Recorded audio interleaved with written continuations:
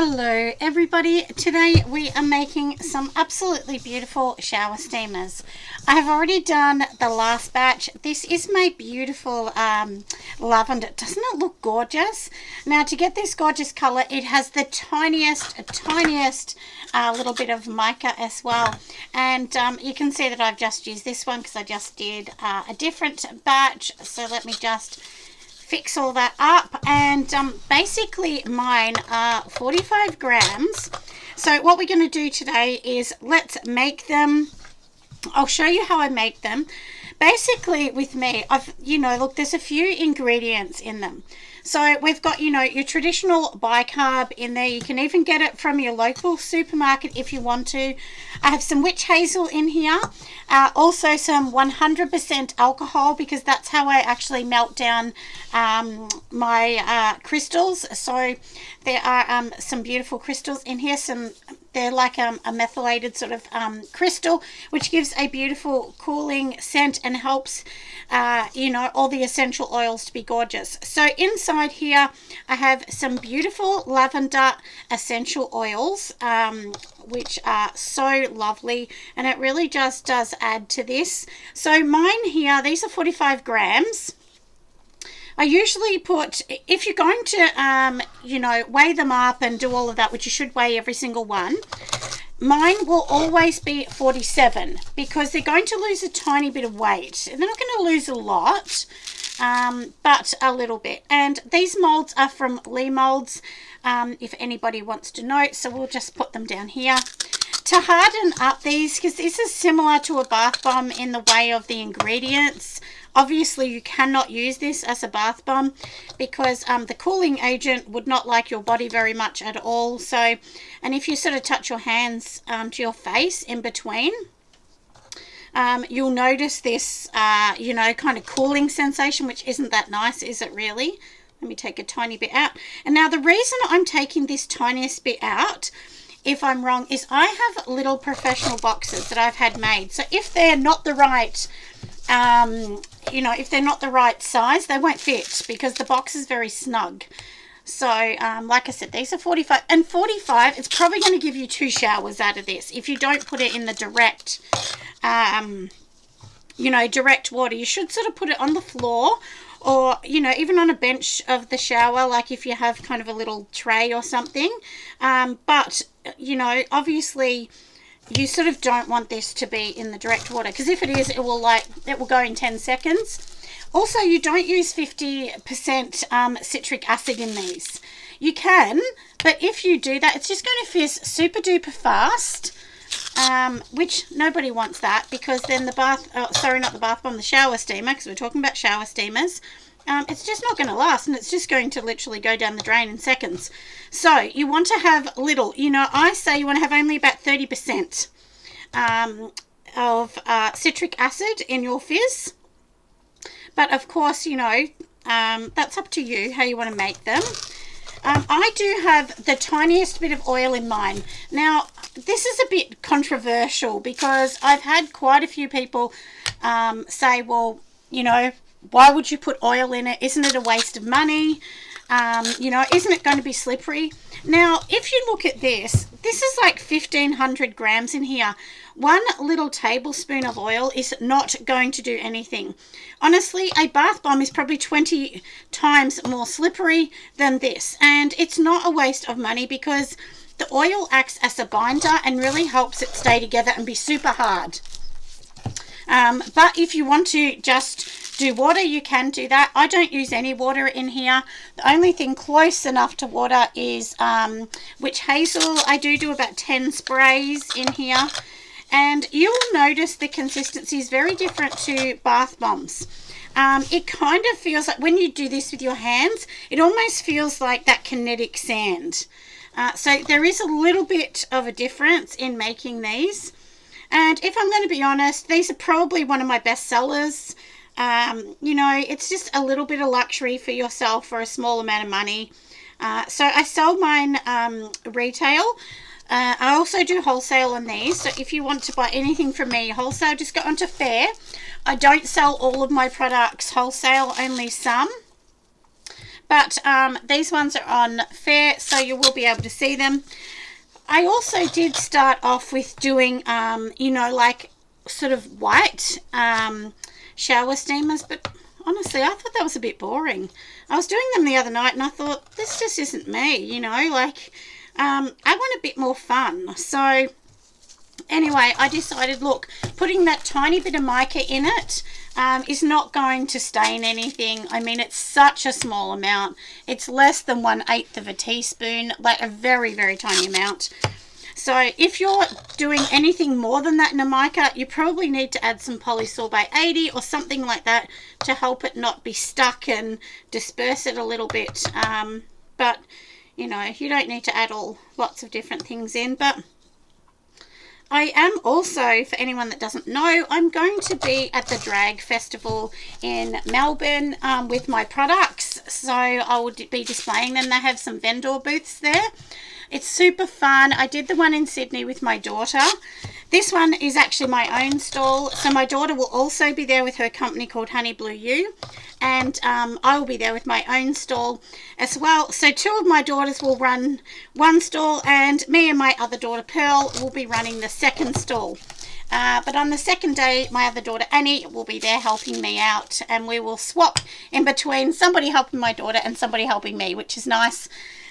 If not, my husband's going to have to come down and help with the stall. But, you know, once I'm there, it's pretty okay, because they sort of have, like, they have some sort of parades in between. So that's usually a quiet time because everyone's watching the parades. So then, you know, we can sort of nick off to the toilet or anything if you want. But, you know, if you're thinking about doing festivals and things like that, I definitely say do it. It's so much fun. I've had some really, really good fun times at these places. You meet some lovely people, and so many people just like yourself that are doing their little thing and, you know, just trying to get their business off the ground, because we all know it's tricky, isn't it? It's a tricky thing to get everything off the ground, but, you know, we're just got to keep trying.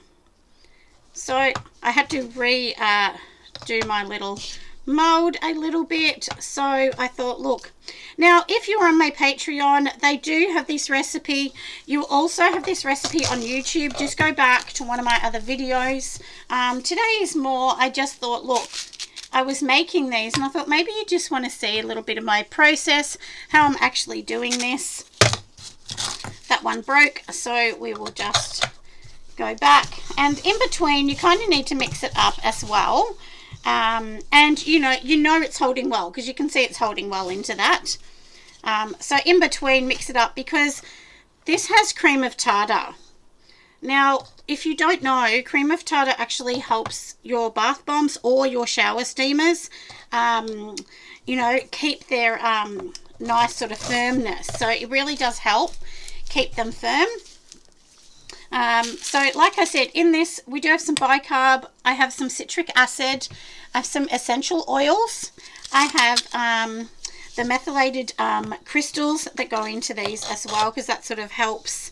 So basically you're going to mix the methylated crystals with some rubbing alcohol and your essential oils, and that's what gives these the really lovely, almost aromatherapy type feeling or scent. It just gives such a lovely one. So look, I have seen people use fragrance oils, and I have done them, but it really doesn't do any sort of benefit for you. Not that we can say that anything's going to give a benefit to somebody, but obviously we all know essential oils have beautiful properties. So, you know, if you're using fragrant oils, it's just going to be a nice fragrance in the shower, and that's it. But I do think most people do expect you know, to have essential oils in these. So I'd say if you're making them, probably use essential oils. There's plenty of places that you can get them. I know New Directions do them. I mean, Heirloom do them. Aussie Candle Supplies do essential oils. There's lots of places in Australia. I'm sure Brambleberry and is it Fizz Fairy, I think, overseas. I'm sure those ones will probably do essential oils for you as well.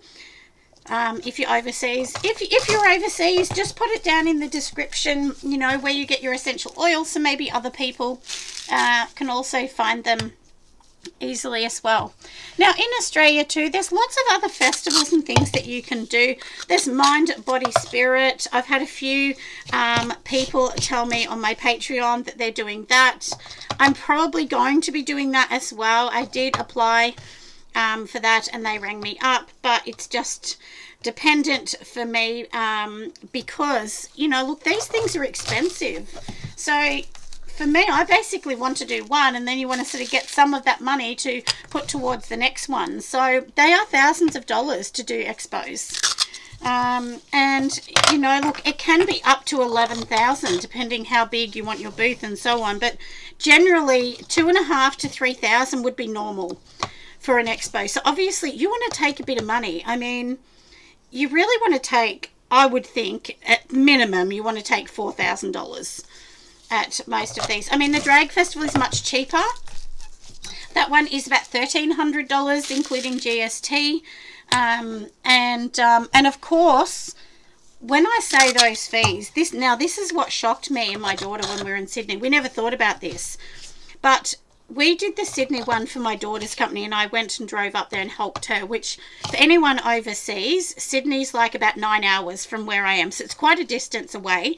So obviously we had to factor in that. There was hotels that we needed to pay for as well when we were actually going up there. And one thing we didn't think of is parking the car for the day. Where we parked in Sydney, it was $30 a day. That's probably like maybe $42 US a day to park. So, and we were there for a couple of days. Now, if you do some of these festivals, some of them go for 4 or 5 days. So obviously, you know, the money starts really racking up when you're paying for that. So include your petrol, your accommodation, parking. It's so important because all of these things do make, you know, they come into your total. I mean, it's not free, is it? Petrol to get there, I think I already said that. But yeah, there's so many things, honestly, that we've got to think of. Now, I hope, can you see these here? Oops, I just dropped something off the bench, but that's okay. I'll pick that up later. After making these, it's always very messy, and usually I've got to come back, mop the floor, vacuum the floor, like I sweep the floor first. Oh, and now this is something I'm going to say. I have lots of people say to me, why don't you put this on the scale and minus, and just watch the minus come down, and then you'll know when you get to the right weight. Honestly, there's no difference between doing that and measuring it into this. I don't see any difference at all. I've just got used to putting it on here, and you can see it's zeroed out each time. We probably can't see that, but it's zeroed out each time. So either way, I'm still measuring it up. But yeah, I've had a few people mention that. So, and I do know lots of people do measure up their bath bombs or shower steamers that way. You can use a hand press, everybody, or one of those electric ones. I don't have an electric one.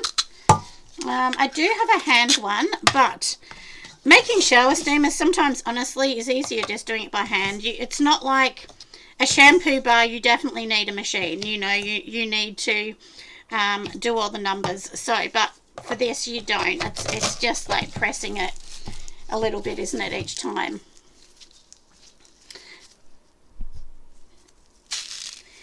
Anyway, I hope that this has been a little bit of fun. Now I'm going to bring you back when we actually wrap them up, and I will show you how beautiful they look in their lovely new boxes, because I love these boxes. I really do. I had them made from a company called Printing Blue in Australia. They did a great job. They really did. You know, I designed everything first, and then basically from there they actually printed it. There's so many different companies you can use, so just find the one you wanted. There are really cheap ones if you go to China. I was just too anxious because I couldn't afford it. If it came back and it wasn't what I wanted, then I was worried, because I thought, oh well, I can't afford the loss of $2,000. And often when you get boxes, they cost thousands of dollars because you're ordering thousands at a time.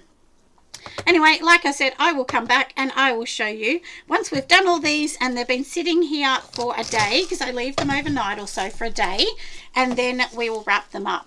But honestly, I could probably wrap these up by tonight. They'd be fine. Anyway, I'll come back. Hello everybody. Today I thought I would just show you the end result of our shower steamers that we have been making. So I have boxed them up all in my little boxes now. I do get these professionally printed, but don't they look beautiful? They are ready to go out to a store. So this is actually some orders that are about to go out to a couple different stores.